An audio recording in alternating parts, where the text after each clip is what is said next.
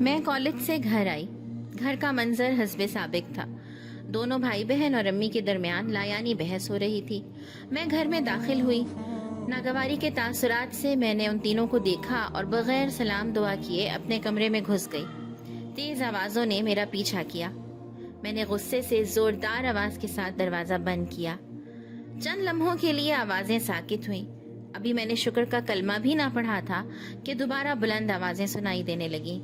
میں نے بیگ اور چادر کرسی پر اچھالی اور پلنگ پر گر گئی۔ حسب معمول میرا موڈ خراب ہو چکا تھا۔ کچھ دیر میں انتظار کرتی رہی، لیکن یہ تو تھم ہی نہیں رہی تھی۔ میرا بلڈ پریشر بڑھنے لگا۔ میں جھٹکے سے اٹھی، دروازہ کھولا، باہر آئی۔ بھائی کسی بات پر امی پر برس رہا تھا اور چھوٹی بہن تائید میں تیزی سے گردن ہلا رہی تھی۔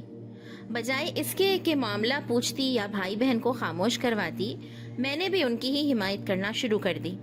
صبح کی نکلی ہوئی ہوتی ہوں، یہ نہیں کہ گھر میں سکون مل جائے۔ آپ سب نے تو گھر کو اکھاڑا بنایا ہوا ہے، جب دیکھو جھگڑے فساد۔ لیکن بیٹا میں نے کیا کیا ہے؟ تمہارے بھائی بہن ہی۔ بس آپ بڑی ہیں، آپ ہی خاموش ہو جایا کریں۔ میں نے اونچی آواز میں بات کاٹتے ہوئے الٹی ہی بات کی۔ اور جاؤ تم دونوں، بھاگو یہاں سے۔ میرے لہجے میں تلخی تھی۔ بغیر امی کی وضاحت سنے میں کمرے سے نکل گئی۔ امی کا چہرہ روحان سا اور اترا ہوا تھا، لیکن میں نے نظر انداز کیا۔ رات کو شاید امی نے ابو کو قصہ بتایا تھا، کیونکہ ابو بھی بھائی بہن کو سمجھانے کی ناکام کوشش کر رہے تھے۔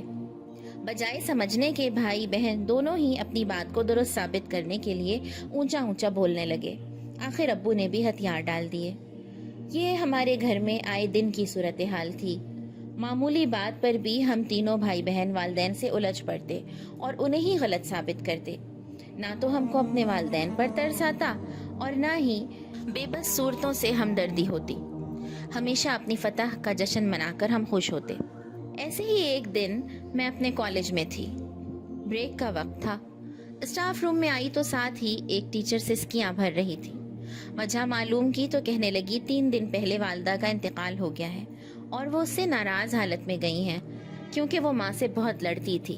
رات والدہ خواب میں آئیں تو اس نے بے اختیار ان سے لپٹنے کے لیے آگے بڑھنے کا ارادہ کیا، لیکن انہوں نے ناراضگی سے منہ پھیر لیا۔ بس جب سے آنکھ کھلی ہے بے چین ہے، بہت پریشان ہے، کوئی اسے حل بتائے۔ اسٹاف روم میں اس وقت ہم 4 ٹیچرز ہی تھیں۔ میں تو یہ سن کر سناٹے میں رہ گئی۔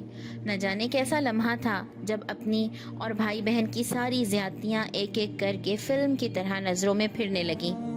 تبھی ساتھی کو لی گسے ڈھارس دینے لگیں۔ اسلامک اسٹڈیز کی ٹیچر قرآن سے مختلف آیات والدین کے احترام کے متعلق سنانے لگیں۔ انہوں نے بنی اسرائیل کی یہ آیت بھی بتائی۔ وہ قرآن و حدیث سے والدین کا مقام اور احترام بتا رہی تھیں اور میں یہ سن کر اندر تک لرز گئی تھی۔ بسم اللہ الرحمن الرحیم وبالوالدین احسانا إما يبلغن عندك الكبر أحدهما أو كلاهما فلا تقل لهما أف ولا تنهرهما وقل لهما قولا كريما۔ والدین کے ساتھ نیک سلوک کرو۔ اگر تمہارے پاس ان میں سے کوئی ایک یا دونوں بوڑھے ہو کر رہیں تو انہیں اف تک نہ کہو، نہ انہیں جھڑک کر جواب دو، بلکہ ان سے احترام کے ساتھ بات کرو۔ باقی پڑھا تو میں نے بھی تھا، لیکن میں یہ سب بھول چکی تھی۔ نہ جانے کیسی آیات تھیں جو روح کے اندر تک اتر گئیں۔ گھر آ کر میں نے والدہ کو سلام کیا اور نظر چراتی کمرے میں آ گئی۔ شام بھائی بہن امی سے پھر کسی بات پر الجھ رہے تھے۔ بجائے ان کا ساتھ دینے کے میں نے دونوں کو ڈانٹا۔ وہ حیرت سے مجھے دیکھ کر خاموش ہو گئے۔ بہن نے کچھ کہنا چاہا تو میں نے اسے بھی جھڑک دیا اور کہا کہ امی آپ ان کو ڈانٹتی کیوں نہیں؟ یہ آپ کو جو چاہے کہہ لیں، لیکن آپ… میری بات سن کر امی بھی تعجب سے مجھے دیکھنے لگیں، کیونکہ آج میں نے بھی خلاف معمول امی کی حمایت کی تھی۔ اس کے بعد میں نے نہ صرف اپنے آپ کو بلکہ اپنے دونوں بھائی بہن کو بھی والدین سے حسن سلوک پر سمجھانا شروع کر دیا۔ کالج میں ساتھی ٹیچر سے جو میں سن کر آئی وہی آ کر ان دونوں کو میٹھے لہجے میں سناتی رہی۔ اکثر ہی میں والدین کے احترام اور اسلام میں ان کے مقام پر قرآن و حدیث سے ضرور کچھ نہ کچھ یاد دہانی کرواتی۔ اس طرح اللہ کی توفیق سے چند ہفتوں کے اندر ہی ہم تینوں میں حیرت انگیز تبدیلی آنی شروع ہوئی۔ بات بات پر الجھنا، بے ادبی، اونچی آواز اور تمسخر، ان عادات بد سے ہم نے اپنی پوری کوشش کر کے قابو پا لیا۔ اب گھر کا ماحول بہت اچھا ہو چکا تھا۔ امی ابو کے چہروں پر بھی اطمینان اور خوشی چھائی دیکھ کر میں بھی اندر تک خوش ہو جاتی تھی۔ اس سے پہلے کہ دیر ہو جاتی، شکر ہے مجھے والدین کی زندگیوں میں ہی سنبھلنے کا موقع مل گیا۔